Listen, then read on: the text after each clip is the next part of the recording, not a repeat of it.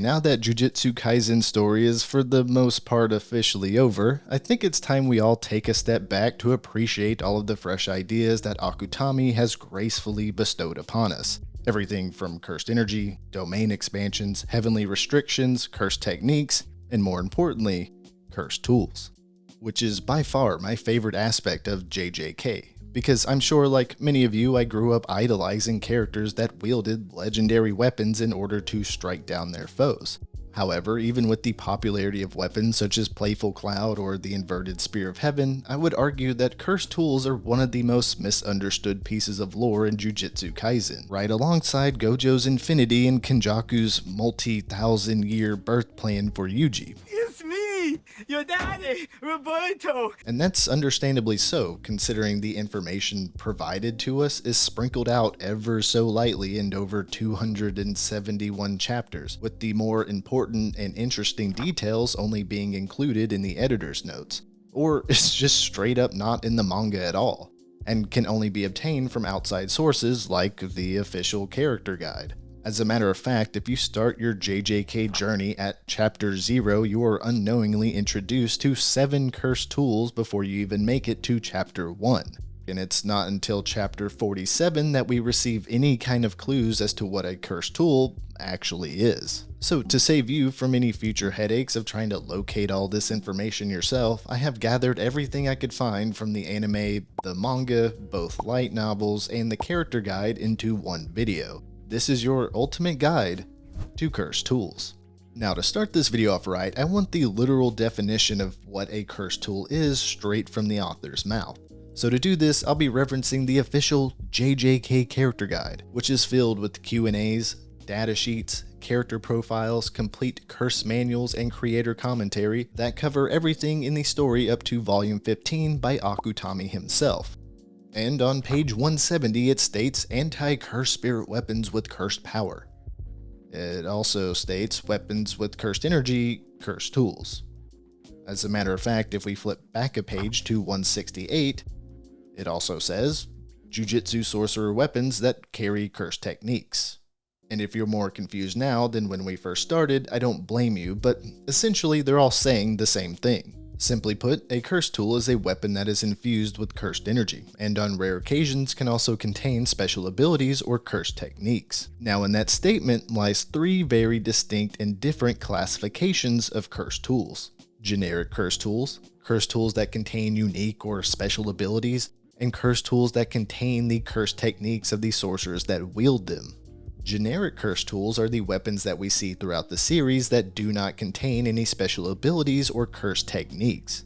Examples of generic cursed tools are Makis Polearms, Yutas Katanas, and Megumis Sword from the Shibuya arc. They are simply weapons infused with cursed energy and allow the user to exorcise cursed spirits without the need of jujitsu. Because if you didn't know already, you cannot exorcise a cursed spirit with a normal weapon such as a sword, spear, or dagger. Since curses are a collective of negative human emotions, they can only be exorcised by equal forces, i.e., cursed energy. Just think about it this way, it's the equivalent of you taking a stroll up to the 200th floor of the Heavens Arena without knowing the basics of Nin.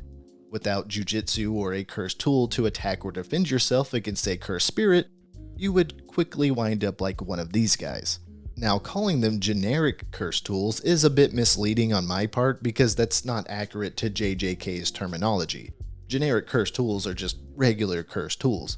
I simply call them generic to make it easier to identify in the anime or manga. And these types of cursed tools would be considered commonplace in Jujutsu society, similar to the various swords, spears, guns, and daggers that we see being displayed in bulk inside of the cursed tool warehouse.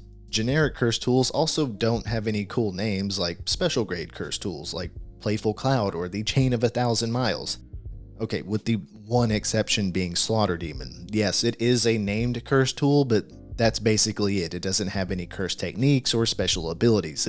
It's basically a glorified combat knife, if we're being honest. Cursed tools that contain unique or special abilities are usually the weapons that people picture in their head when they're talking to their friends about Jujutsu Kaisen. Weapons like the Inverted Spear of Heaven, the Split Soul Katana, and the Festering Life Sword. And more often than not, these weapons are classified as special grade. in large part due to the fact that the abilities they possess, in addition to their overall strength, are unique to that weapon and do not belong to any jujitsu sorcerer or cursed spirit. As an example, let's take a look at the Inverted Spear of Heaven. It has the ability of forced cancellation of active cursed techniques, aka nullifying all abilities entirely. Which, by the way, side rant here, is one of the most broken attributes an anime's power system can have in my personal opinion. I mean, look at Ash's anti-magic, the Silver Arrow of Stillness from Bleach, or Eraserhead. The ability to completely shut down an opponent's strength, even if they have obtained the power scaling of a god, has to be one of the most difficult plot points to build a story around, which is why I believe Akutami just straight up deleted this weapon out of the story in a one-panel conversation between Tengen, Yuta, Yuji, and Megumi, arguably the strongest weapon in the story, and that's how it disappears. Now, getting back on topic, the ability to nullify is unique to the Inverted Spear of Heaven, and cannot be obtained by any other methods, thereby classifying it as special. And the same methodology can be applied to all of the other special grade cursed tools, which all have their own unique abilities, with the last classification being cursed tools that contain a sorcerer's cursed technique. And unlike generic or special grade cursed tools, the obvious distinction is that these are weapons that inherit the cursed techniques of the sorcerers that wield them over long periods of time. Since that cursed technique is now permanently infused into that weapon, anybody who picks it up can now use that technique in addition to their own abilities. And you would think, with the high number of cursed tool users that we see throughout the series, that this classification of cursed tool would be pretty common. However, I can only find one example of this in the entirety of JJK, and that's Nanamis Machete. Now, during his lifetime, Nanami used this weapon in conjunction with this cursed technique, Ratio, which forcibly creates a weak point on his opponent. As depicted by the visual aid, it divides the target into tenths, and if Nanami is able to hit a ratio point on that bar between 7 and 3, he delivers a critical hit. By the way, did anyone else notice in the manga or anime that they used a dog as one of the silhouettes for explaining weak points? Like, I understand the rhino and the deer, but that is clearly a beloved house pet and not a wolf. I don't know, that always felt kind of out of place here. Anyway, as everyone knows, Nanami meets his unfortunate demise in chapter 120 during the Shibuya arc, seemingly wrapping up the story on Nanami's cursed tool and technique. But if we fast forward to chapter 246, we see not only Ino Takuma but Kusakabe as well using Nanami's machete and activating the ratio technique in their battle against Sukuna. So it's evident that at some point after his death, Nanami's cursed tool inherited the ratio technique, and it's now permanently infused into that weapon. However, in my mind, this raises the question of why is this the only cursed tool in JJK that has an innate cursed technique baked into it? And I think the answer to that question is time. You see, we know for a fact that Nanami used this weapon as early as chapter 0 during the night parade of 100 demons. Well, at least in the anime he did, which takes place roughly 2 years before Yuji enters the story in 2018. And this is just guessing on my part, but it's possible that Nanami has actually been using this same weapon since 2006, when he was a first-year student at Jujutsu High. And the evidence for this can be seen in chapter 70, where we see Nanami standing in the Okinawa airport holding a black leather carrying case. A carrying case which appears to perfectly match the dimensions of his machete. Meaning that until the time of his death, Nanami roughly spent between 2 and 12 years infusing this same weapon with cursed energy as well as his ratio technique, which highlights the amount of time it takes for a cursed tool of this classification to develop. It doesn't happen in days, weeks, or even months, but possibly years of a sorcerer's life. Years that are spent building a personal bond with an inanimate object through battle and training. And given the evidence, this occurrence seems to be pretty rare among the sorcerer society, considering that most of the cursed tools that we see throughout the series get either destroyed or replaced, with the 2 exceptions being Mei-Mei's battle axe and Kusakabe's katana. These are the only 2 other weapons that I can think of that have stayed consistent with their owners for the same amount of time, if not longer, than Nanami and his machete. However, it's not confirmed in any source material that Mei-Mei's battle axe is a cursed tool. And although there is substantial evidence proving that it is a cursed tool, I can't really use it for this example, and the same thing can also be said for Kusakabe's katana. But this doesn't really matter because Kusakabe does not have a cursed technique. He can only use sword drawing techniques reinforced by cursed energy. So the chances of his katana that may or may not be a cursed tool inheriting his cursed technique is literally zero, which ultimately leaves us with Nanami as our only example for this classification. Now, I've been talking a lot about generic cursed tools, special grade cursed tools, and cursed tools that may or may not have inherited a cursed technique. But in terms of strength, what does it all really mean, and how do we determine the strength of one weapon when compared to another? Well, similar to cursed spirits and sorcerers, cursed tools are also ranked depending on their grade. With the higher grade a cursed tool is, the more advanced of a cursed technique it will carry. However, we are heading into a gray area here in terms of available information regarding cursed tools. For example, in the JJK character guide on page 171, the distinction between special grade and non-special grade cursed tools is pretty clear, basically stating any weapon that possesses a unique effect or cursed technique would be considered special grade, with everything else, aka generic cursed tools, being below that. And if we skim over to page 170, you will notice it has illustrated 14 different cursed tools from popular characters, all labeled as grade unknown. Now, here is where the problem lies, because while it's easy to separate the distinction between special grade and non-special grade cursed tools, for the remaining grades of 1 through 4, which make up a good portion of the weapons that we see on screen, there's no official system in place in which to grade these weapons, and is kind of just left up to the viewer's interpretation. So that's exactly what we're going to do. I will go down this list and give each of these weapons a grade that I think is appropriate. And just so we're on the same page, I will quickly break down this chart just to give you an idea on my thought process for how exactly I'm determining these grades. Starting with grade 4, I would classify this as weapons or instruments that contain small amounts of cursed energy but serve no purpose in combat. A good example of this is Maki's training staff from chapters 0 and 12. And yes, this is a confirmed cursed tool from the light novel Thorny Road at Dawn. So while yes, it is a cursed tool, it's only really used for training purposes. At a grade 3, I would consider this as the bare minimum for combat-oriented cursed tools. So generic weapons that are primarily used for exercising cursed spirits, but are easily replaced when either broken or destroyed. At a grade 2 is where longevity and durability start coming into consideration. For instance, if we have a cursed tool that does not possess any special abilities but is wielded by a higher grade sorcerer, then I believe it should be deserving of a higher grade than the other two ranks. Especially if we take into account that a higher grade sorcerer has a better understanding of cursed energy control and generally face higher grade cursed spirits. So the cursed tools they wield are far more seasoned than any other weapons you might find laying around in the cursed tool warehouse or in the hands of a lower grade sorcerer. And at a grade 1, I'm strictly reserving for any cursed tools that are wielded by grade 1 or equally skilled sorcerers. And if we go back to our discussion about Meimei and Kusakabe, I would easily rank both of their weapons as a grade 1. So starting in the top left corner, we have Miwas Katana from Volume 5, Chapter 36, which is her first katana we see during the Goodwill event.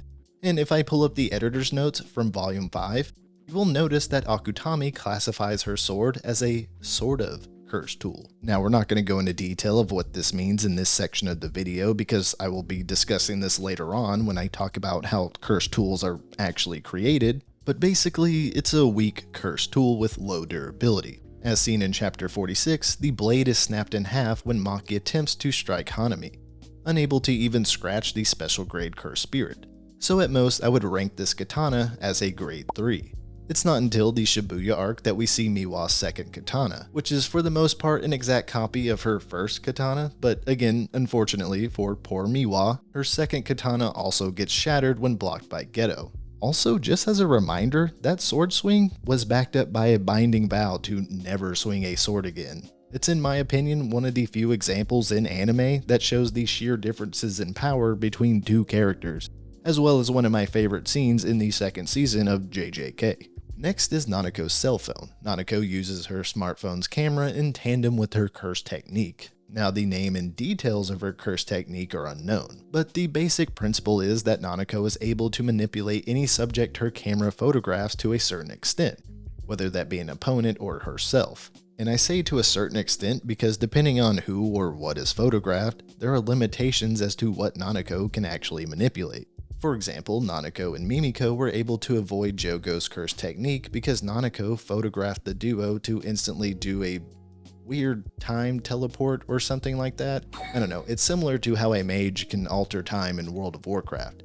But when Nanako attempts to manipulate a picture of Sukuna, nothing happens, and I'm just assuming that this is due to their overwhelming differences in power. And I mean, do I really even need to go into detail here? It's a cursed tool smartphone with zero combat capabilities.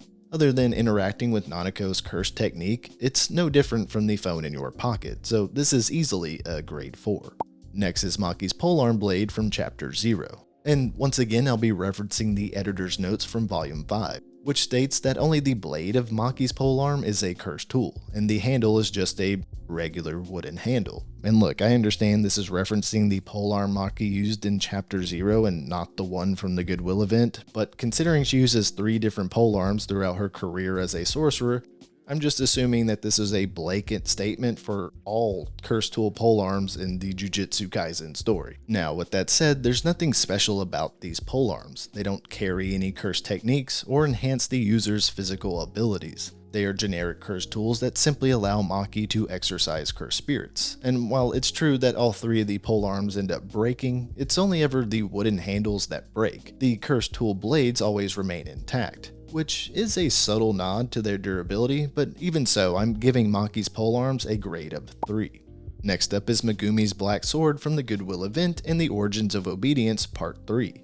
Now, other than Hanami commenting that the blade isn't so weak when compared to Miwas Katana, not much else can be said about this cursed tool in regards to its overall abilities, because in Chapter 58, the blade is shattered by an unnamed special grade cursed spirit when Megumi attempts to block a concentrated blast of cursed energy. And at most, this sword only appears in 12 panels in the entire manga, and out of those 12 panels, it's never really commented on by Megumi or given any information in regards to its background from the author, other than Megumi stores this sword inside of his shadow. However, Megumi does show proficiency with this weapon when not only fighting Hanami, but the mutant Diglets as well in Chapter 47. And considering he is a grade 2 sorcerer, I would also rank this cursed tool as a grade 2.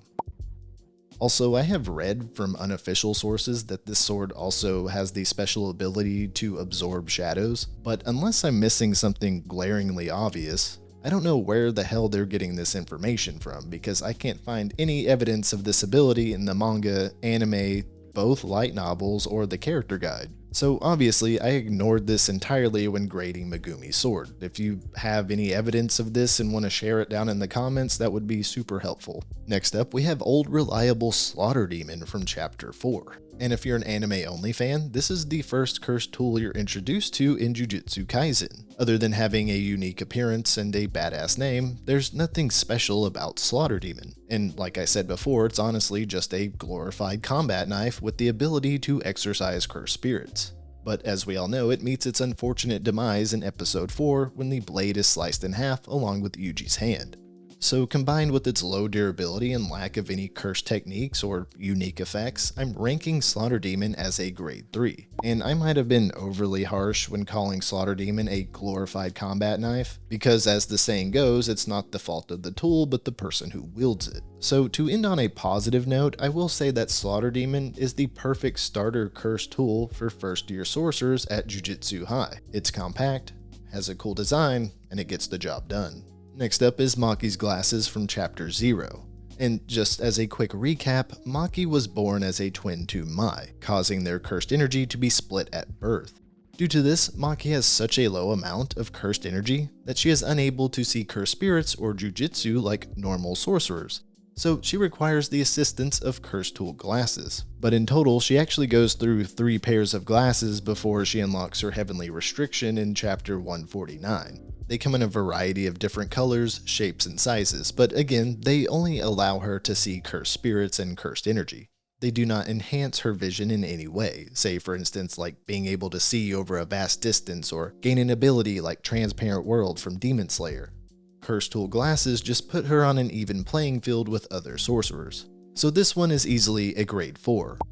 However, they would have been really helpful to all of the pedestrians at the diner who just spontaneously combusted, which is just terrifying. It's a terrifying way to die. Next up is Gakuganjis Guitar from chapter 46. Now, if you couldn't tell, I'm in no way, shape, or form a trained musician, and I have zero knowledge on classic instruments. But I believe from all of the guitars I found on Google, Gakuganji uses a Gibson 1967 Mahogany Flying V Maestro Vibrola electric guitar. And from what I can tell, this Gibson 1967 Flying V is just your normal, everyday guitar that was transformed into a cursed tool after being exposed to cursed energy. Because the way Gakuganji's ability works is that he uses his body like an amp. Whatever chords he plays on the guitar get amplified and shot at his opponents in the form of cursed energy, which leads me to believe that even after becoming a cursed tool, this guitar did not gain any extra durability or unique effects.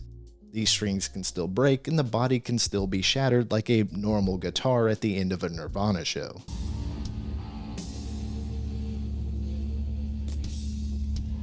As we see in chapter 147, after his off-screen battle with Yaga, we see Gakuganji carrying the neck of a broken guitar. And even though Gakuganji is a member of the higher-ups at Jujutsu High and a grade 1 sorcerer, I would still rank his guitar as a grade 3 cursed tool, because I believe it falls into the generic cursed tool category that I've discussed in the previous section of this video, considering it has no innate techniques or added durability. Next is Nobara's Hammer and Nails, and as for Nobara's Straw Doll, I can't 100% confirm that it is a cursed tool, because in the character guide, Akutami only referenced her hammer and nails specifically. Now, from various unofficial sources on the internet, it categorizes her Straw Doll as a cursed tool, but again, without any evidence from the manga or anime to back that up, I have no way to verify that information. But, I mean, hey, she nailed numerous body parts to that little lump of straw. I mean, for all I know, it could have been transformed into a cursed tool well before she arrived at Jujutsu High. But considering the Straw Doll is vital to Nobara's fighting style, I'm going to include it in the rankings. With that said, I'll be ranking Nobara's trio of cursed tools as a grade 1. And if that seems high to you, then just let me explain. Ignoring the fact that she is only ranked as a grade 3 sorcerer, what makes Nobara truly terrifying is when her hammer, nails, and straw doll are all used in unity with her resonance technique.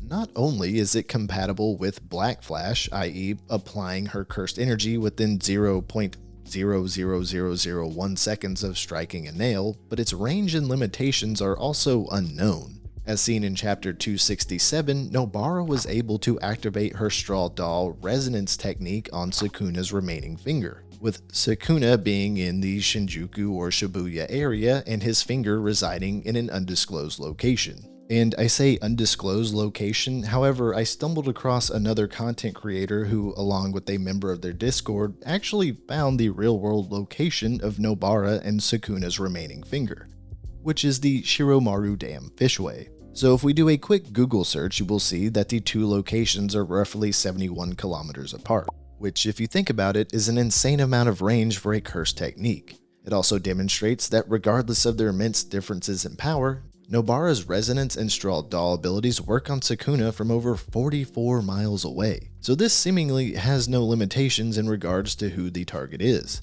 obviously depending on what type of body part is used in the ritual. And seeing how Sukuna is literally the strongest, biggest bad guy in the entire series, who, might I remind you, is technically the only person in history to defeat Maharaga with his own power, but is also the only person to bypass Gojo's Limitless without a cursed tool.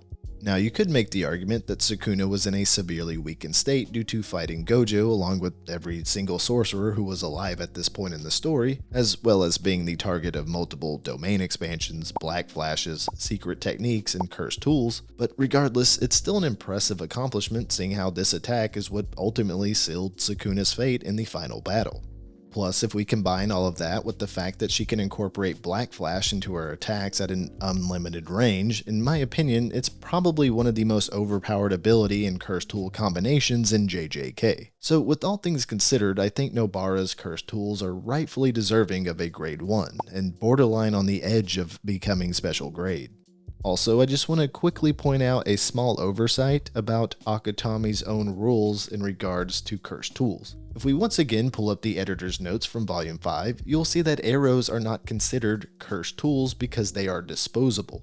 But in the character guide, it specifically references Nobara's nails as curse tools, which are also disposable. Now, unless she sits in her room during her downtime and constantly exposes a box of nails to her cursed energy, I don't see why her nails wouldn't follow the same rules as Kamo's arrows, considering they're only exposed to cursed energy for a fraction of a second when she fires them at her opponents. So if someone wants to explain that one to me down in the comments, I'm all ears. Next is Yutas Katana from Volume 0. This is his first katana, which was given to him by Gojo from the warehouse that contains all of Jujutsu High's cursed tools. But during his battle with Geto, Yuta imbued an overwhelming amount of cursed energy into the sword, which caused it to shatter. It's not until the end of the Shibuya arc that we see Yuta's second katana, which is more or less in the same style as his first katana, with the main difference being instead of a black scabbard, he now has a red scabbard with a gold tip. And at this point in the manga/anime, Yuta has a better understanding of cursed energy control, so he is now able to imbue his sword with cursed energy without it breaking. So overall, I would rank Yuta's first katana as a grade 3, and his second katana as a grade 2. Considering that there is nothing uniquely special about them, they are just katanas that have the ability to exercise cursed spirits, where in Yuta's case it has more to do with him being a master swordsman than the power of the tool. Next up is Haruta's hand sword. This nightmare-fueled weapon that looks like it's straight out of an Evil Dead movie was crafted by the blacksmith Juzo. Yeah, that's right. You remember that psychotic coat hanger guy that's obsessed with turning people into furniture? He made this weapon, so that actually explains a lot. One thing to note about this oddly amusing weapon is that the blade is interchangeable.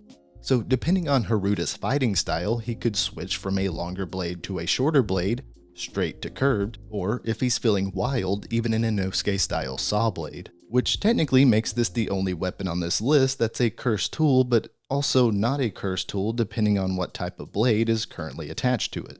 And this is specifically referenced in Haruta's character profile, where Akutami explained why the 2 rings on the end of his blade from earlier chapters are missing in the Shibuya arc. But in reality, he just got tired of drawing the rings, so he came up with this explanation, which I thought was a neat little antidote and something everybody who works in a repetitive job could relate to. So if the blade is what makes this weapon a cursed tool, then I'm just assuming the hand is closer to a cursed object, considering it is somewhat sentient and can move on its own.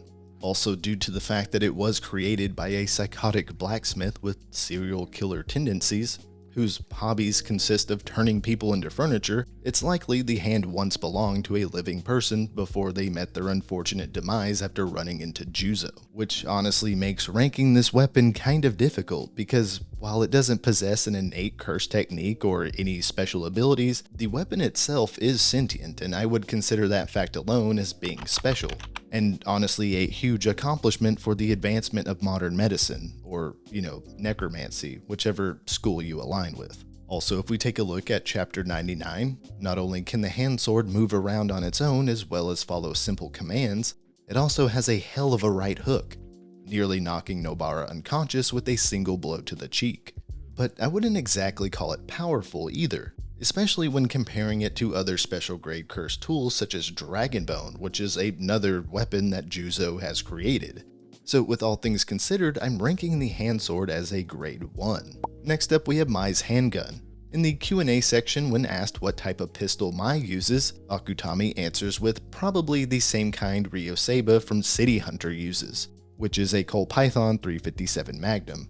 And if I butchered that name just now, I apologize. In fact, if I butchered any name in this video up until this point, I apologize. It's rough being from the deep south and trying to pronounce Japanese names, let me tell you. Them vowels just don't come out right. So I would assume this pistol was just a normal handgun before coming into Mai's possession, and transformed over time into a cursed tool.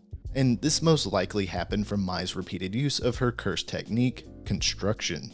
And using a revolver pairs perfectly well with her ability in allowing her to deceive her opponents. Since the given shot count for a revolver is 6 bullets, once her opponent believes she is out of shots after firing 6 rounds, she can secretly create a bullet inside one of the chambers, giving her an extra shot, and a potential victory in battle. In Chapter 134, Mai can also be seen utilizing a rifle in the last battle of the Shibuya arc, but whether or not this rifle is a cursed tool, I have no idea.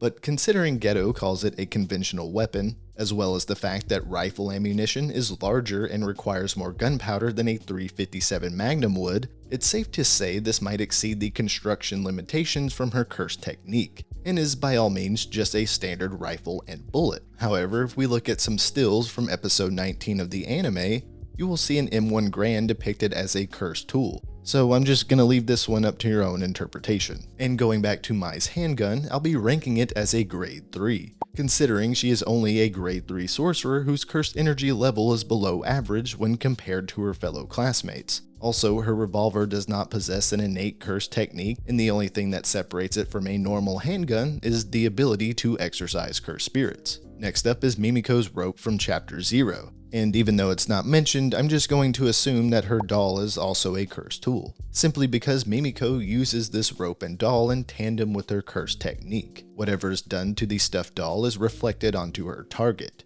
similar to how voodoo dolls work in classic Hollywood films and TV shows. And in the JJK movie / Cursed Child arc, during the Night Parade of 100 Demons, Mimiko can be seen defeating 3 Jujutsu High managers with relative ease by simply making a hanging action with her rope and doll. But again, there's most likely a limit to what types of targets she can manipulate, either due to size or differences in cursed energy. Now, as for ranking Mimiko's rope and doll, I'll be giving the duo a grade of 3.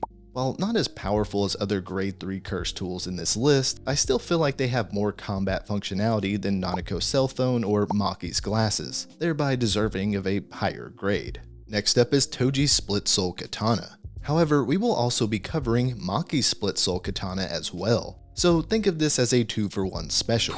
Now you might be asking, how is this a 2-for-1 special when it's the same weapon? Isn't the Split Soul Katana Maki uses the same one as Toji used? Well, no, because while they are technically the same weapon, Maki's sword is just a replica of Toji's. You see, Toji's Split Soul Katana, which appears in Chapter 71, was acquired in the traditional sense, meaning it was a cursed tool that he purchased with the money he earned throughout his career as the Sorcerer Killer. However, Maki acquired her Split Soul Katana from the bond she shared between her sister Mai. Since both Maki and Mai were born as identical twins, they were essentially treated as one individual, thereby splitting their total amount of cursed energy between 2 bodies. While Mai received a moderate level of cursed energy to classify her as a grade 3 sorcerer, Maki received such low amounts of cursed energy, it was almost non-existent. Not only did it require her to use the cursed tool glasses mentioned earlier, but it also blocked her full potential in becoming fully realized through her heavenly restriction. But first, let me stop right there just to clarify what a heavenly restriction is, just in case anybody is confused. Basically, a heavenly restriction is a type of binding vow that is placed on a sorcerer's body when they are born, which can cause a person born with a low amount of cursed energy to be physically gifted. However, the vice versa can also occur where a person is born with a high amount of cursed energy but a physically weak body. In Toji's case, he was born into the Zenin clan with 0 cursed energy whatsoever. But due to this heavenly restriction, he was gifted a body of steel that exceeded human limitations, giving him reflexes and senses that were on a paranormal level. But in Mekamaru's case, who was born with a large amount of cursed energy, which he could control over a wide range, as well as output more cursed energy beyond his limits, he was born with an extremely weak body. Now, I'm not going to sit here and go over all the gruesome details on the state of his body, because if you've watched the show or read the manga, then you already know that it's pretty damn bad. So in Maki's case, while she was physically strong, she was unable to reach her full potential due to being born a twin. But in Chapter 149, after the siblings battle with their father, Mai sacrifices herself, taking both siblings' cursed energy with her, only leaving behind a small grass reed, and upon Maki's awakening, which activates her heavenly restriction, the reed transforms into the Split Soul Katana. which is kind of confusing on the initial read-through because all of this presumably happens in Maki's head, where she's in a dreamlike state. But basically, Mai used the last of her life force as a type of binding vow with her construction technique in order to create the sword. And as far as acquiring a special grade curse tool, this method is a lot cooler lore-wise than just say purchasing it from a shady dealer. Now, regarding the appearance of the two split soul katanas, as far as I can tell, they are exactly the same. And given that Maki's sword is an exact replica of Tojis, I think it's safe to assume that everything from the materials of the handle and the handguard, as well as the dimensions of the blade, are an exact match. And as for combat capabilities, the split soul katana is a powerful curse tool, with the ability to bypass all resistance and cut directly at the soul. As seen in chapter 197, the split soul katana can easily pierce through the corrupted Naoya's hardened shell. And while I can't confirm the exact materials that make up the construction of Naoya's transformed body, if I had to guess, it seems to be an exoskeleton type material, similar to what you would find on a small ant or beetle. But obviously, given his massive size, it would be scaled up hundreds if not thousands of times, which would make his body harder than stone or steel. Additionally, in chapter 253, Maki can be seen using this sword to slice through thick concrete columns that are literally supporting a whole building, like it's nothing. If it's not obvious at this point, the split soul katana is an S-tier special grade curse tool. And lastly, we have Nanamis Machete, which we already covered in the previous section, and since this weapon has been permanently infused with Nanami's curse technique, it deserves the rank of special grade.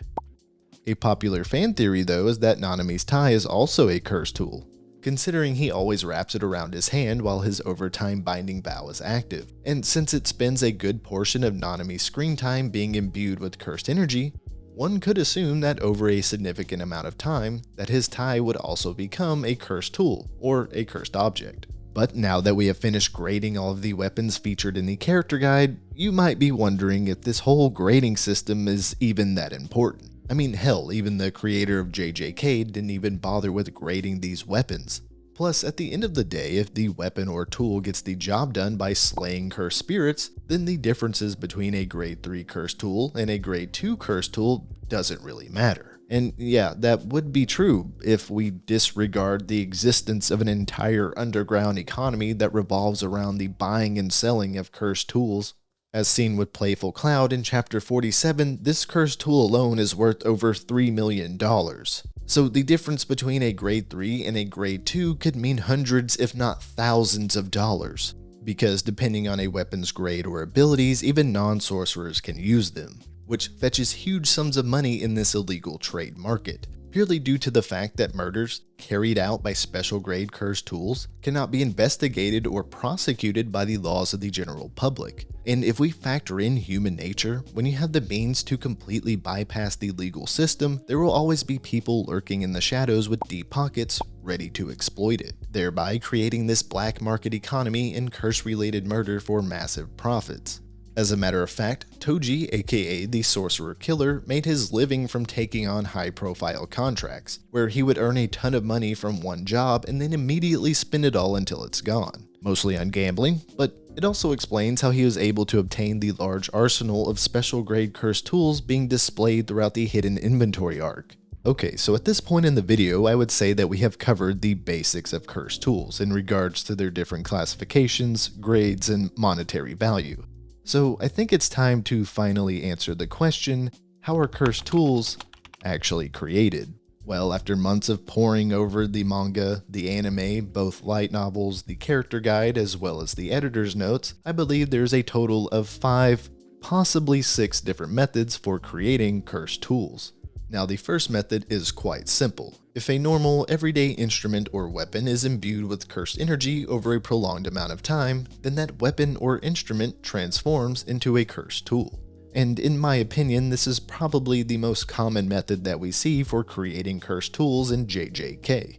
Weapons such as Yutas Katanas, Megumis Swords, or Nobaras Hammer. Basically any weapons that do not contain any special abilities or cursed techniques, and would fall into that generic category. However, this does not apply to every generic cursed tool that we see throughout the series. And to explain what I mean by this, we need to go back to our discussion about Miwas Katana from the previous section. where I referenced the editor's notes from Volume 5, in which Akutami states that Miwas Sword was originally a normal everyday sword, but since she has been infusing it with cursed energy for so long, it has sort of become a cursed tool. Okay, so what does sort of become a cursed tool actually mean? Well, the way I interpret this statement is that among generic curse tools, there exists a subclass that I call pseudo-curse tools. And pseudo-curse tools are still fully functional curse tools, meaning that they can be used to exorcise curse spirits, with the main difference being that pseudo-curse tools have a lower durability,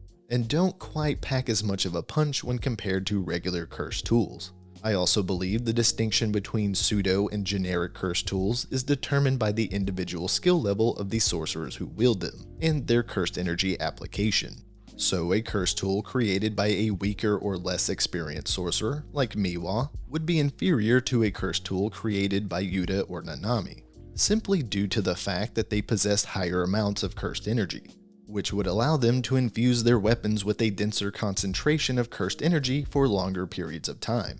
And I know I started off by saying that method 1 was simple and then went off on this tangent, but it really is pretty straightforward. Any sorcerer or cursed spirit who over time infuses a normal weapon with cursed energy will eventually turn it into a cursed tool.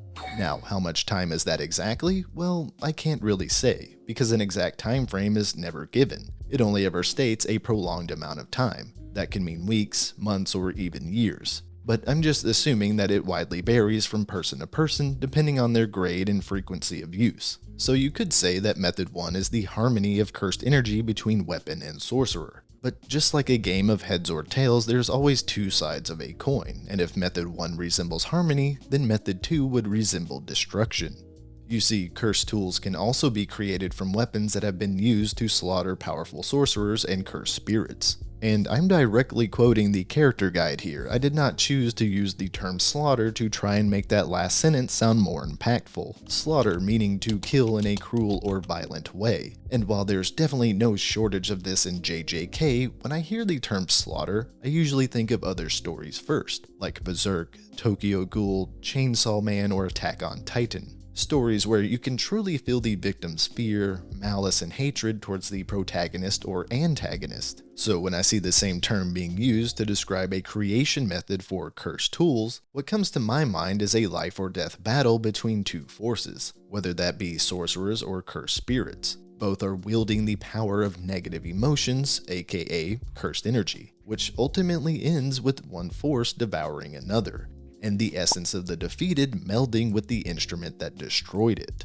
Now, nowhere is it stated in official sources that weapons used in combat absorb the cursed energy or soul of the defeated opponent. I'm merely trying to give an analogy of how this process could work in order to create a cursed tool. Because similar to our segment covering the grades of cursed tools, we're in a bit of a gray area in terms of available information, and is kind of left up to our own interpretation. But the idea itself doesn't sound entirely impossible. I mean, if a sorcerer uses the same weapon to defeat hundreds if not thousands of other sorcerers and cursed spirits, all wielding the power of cursed energy, then you would think the weapon itself would evolve along with its user. So if the first two methods symbolized both harmony and destruction, then I could only summarize method 3 as the complete annihilation of the human soul. Because weapons used in serial murders and other repulsive evil processes can also produce cursed tools. And you can call me delusional if you want, but I think this is hands down one of the darkest aspects of JJK. Look, I know the scene with Riko and Geto having their heartfelt moment being abruptly ended by Toji's headshot was gut-wrenching. Not to mention the religious group celebrating the Star Plasma's corpse shortly after was just kind of rubbing salt in the wound. Sukuna intentionally placing Yuji at ground zero so he could witness the massacre of Shibuya carried out by his own hands while unconscious? Yeah, that's going to require years of therapy. However, this process for creating cursed tools is far more sinister, because it not only highlights the worst of humanity's traits, but it straight up rewards the evildoer with a cursed weapon. And again, we're going into a gray area here, but you might be wondering how exactly would this process work? Well, as we all know, cursed spirits manifest from the negative emotions created by humans, so I don't see why it would be impossible to use those same emotions to also forge a cursed tool. Hate, guilt, helplessness, disgust, fear, anger are some of the strongest negative emotions we possess as human beings. And as you can imagine, all of those emotions would be amplified to their peak if you were to suddenly find yourself the victim of torture or torment. And with all of these negative emotions raging throughout your soul, where else can you direct them at other than the person or instrument causing you despair? The best similarity I can think of comes from Hunter x Hunter and Postmortem Nin. You see, when a Nin user dies, if they're harboring a strong grudge against a particular person, it will cause their Nin to seek out the object of their hatred and cling to it. Now, obviously, Nin and Curse Energy are not a one-to-one match in terms of power systems, but the concept is all the same.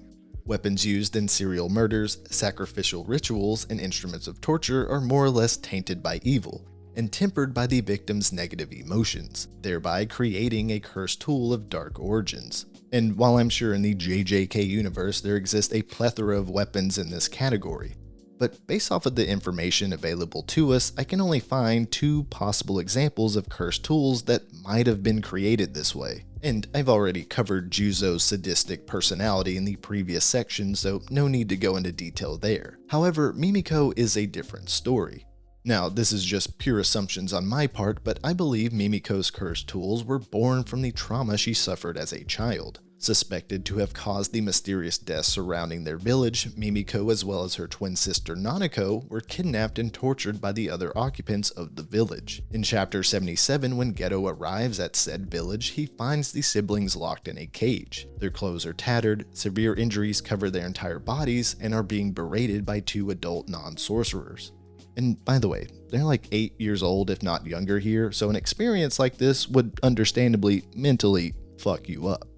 And considering both of her parents are dead, the only attachments Mimiko has left in this world is her sister Nanako and the stuffed doll. So it's possible all of the fear, hatred, and anger Mimiko felt towards humans at this point in her life were also passed on to her favorite doll, unintentionally creating a cursed tool. Which brings us to our next question. What do methods 1, 2, and 3 all have in common? Well, they all require either the application or actions of a sorcerer, whether that's directly or indirectly. Directly being the application of cursed energy onto a weapon, and indirectly being the actions of taking another person's or spirit's life. So what about a process that doesn't rely on the influence of a sorcerer? Well, let me introduce you to method number 4, by using a ritual-like process called the bath. As seen in chapter 216, the bath is a solution of cursed energy created from crushing and straining venomous creatures. This ritual was used by sorcerers in the past to turn family treasures into cursed tools, and would require the chosen vessel to soak in this concoction of liquefied evil for a total of 10 months and 10 days.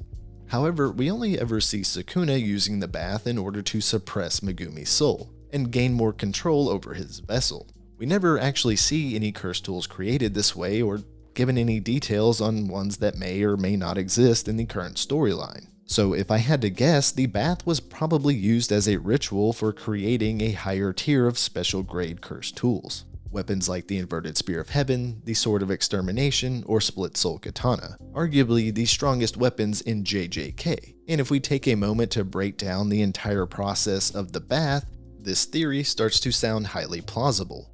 In front of you we have a pit, and at the bottom of that pit is filled with a liquid that is the amalgamation of hundreds if not thousands of creatures and cursed spirits, which are the physical embodiment of negative emotions. So essentially this liquid is a pool of concentrated evil and pure cursed energy, in physical form. Now, standing in front of the pit, you take your vessel that's cherished as a valuable family heirloom and toss it into the pit filled with liquid evil. The vessel now sits submerged in this concentration of pure cursed energy for a total of 10 months and 10 days. That's 24/7 for 310 days straight, just 55 days short of an entire year.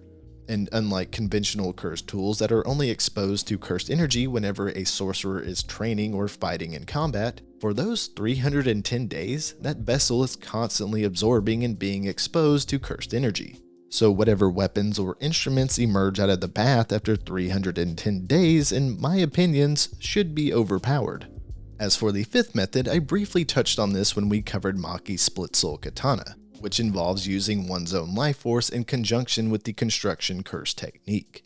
As demonstrated by both Mai and Yorozu, in the final seconds leading up to their deaths, they use a type of binding vow to sacrifice their remaining life force in combination with the emotional attachments they share with a particular individual, in order to create the replica split soul katana and kamatoki. In Mai's case, it was her sister Maki in the special bond they share as sisters/twins.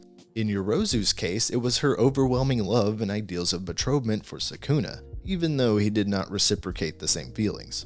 Now obviously this method for creating a cursed tool is very rare, and only achievable under a unique set of circumstances, because Yorozu, who lived during the Heian era, also known as the Golden Age of Jujutsu, is by far the strongest user of the construction curse technique. However, even with her high level of cursed energy and knowledge of materials, constructing a special grade cursed tool normally exceeded her limit. And Mai, who by default is the weakest construction user, was limited to making only 1 bullet per day. But regardless of their differences in strength, both users were able to create some of the most powerful cursed tools in JJK.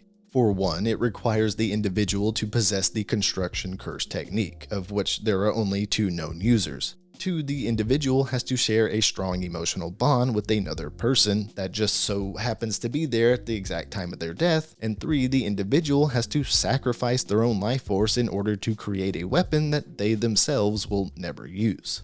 Now earlier, I did mention the possibility of a 6th method for creating cursed tools, because these are weapons conjured from cursed techniques.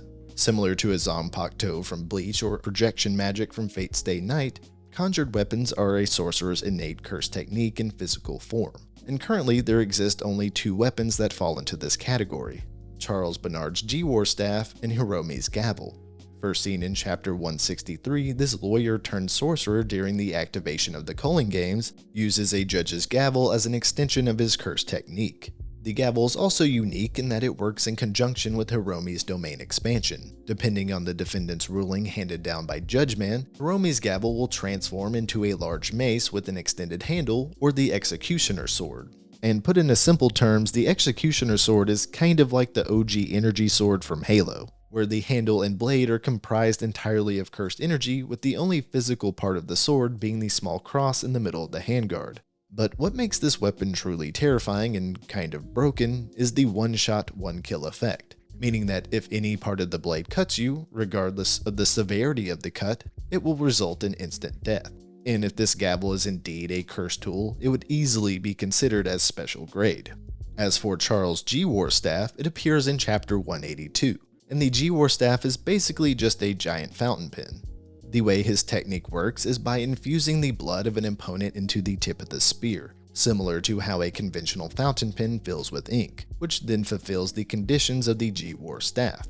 This allows Charles the ability to see into his opponent's near future, roughly 1 second in advance, which is depicted in the form of a manga panel. And the longer a fight is drawn out and the more blood or ink is filled into the spear, the further into the future Charles can see.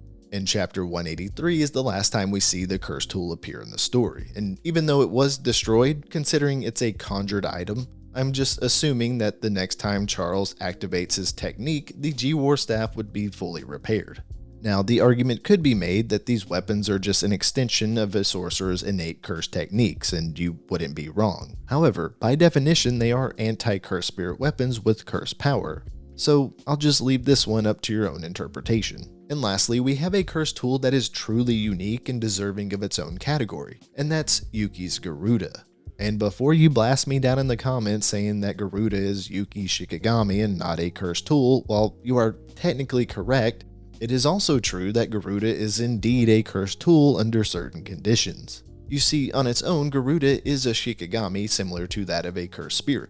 Because it's a circle. Yeah, we heard about the circle. Yes, we're familiar with shapes. Hey, We see other examples of Shikigamis used in battle to aid sorcerers, such as Megumi and Dagon. However, in chapter 205, when Yuki applies her innate curse technique Star Rage to Garuda, it grants the Shikigami virtual mass, thereby transforming it into a cursed tool. where then Yuki can use Garuda as a weapon, either by using it as a projectile or with swinging attacks similar to that of a whip or flail. Garuda can also fight independently in the form of striking attacks with its tail or by using its body to wrap around the opponent by weighing them down with its virtual mass. Now, as far as Garuda's appearance, it takes numerous shapes and forms over the course of just a few chapters, but I will try and cover them all.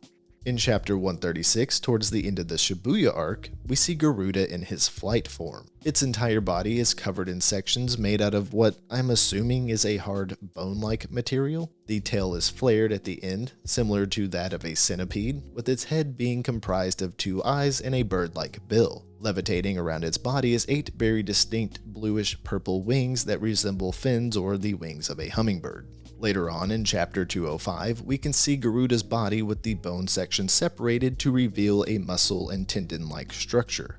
And judging by multiple panels, I'm assuming that Garuda can open and close the different sections of its body, making it either more flexible or rigid depending on Yuki's needs, which includes a straight-up ball mode so Yuki can just launch Garuda like a cannon, and also a sword mode so Yuki can swing Garuda around like a giant whip. Additionally, Garuda can manipulate its tail to form a spear, making its attacks more lethal.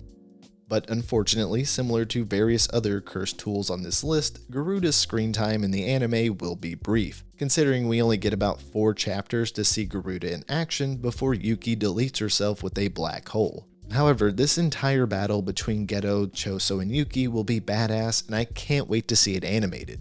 But we finally made it to the end. That's everything I could find regarding cursed tools in Jujutsu Kaisen. And if you've somehow managed to stick around to the end of this video, please like and subscribe if you found this type of content entertaining. Also, let me know down in the comments, what is your favorite cursed tool? And if you think I missed something or got any details wrong, please correct me. I'm not a smart man. Now, I obviously didn't cover every cursed tool in JJK because last time I counted, I believe there are over 41 both confirmed and non-confirmed cursed tools throughout the entire story. But if doing a deep dive into all 41 weapons would be something you're interested in, please give me a shout.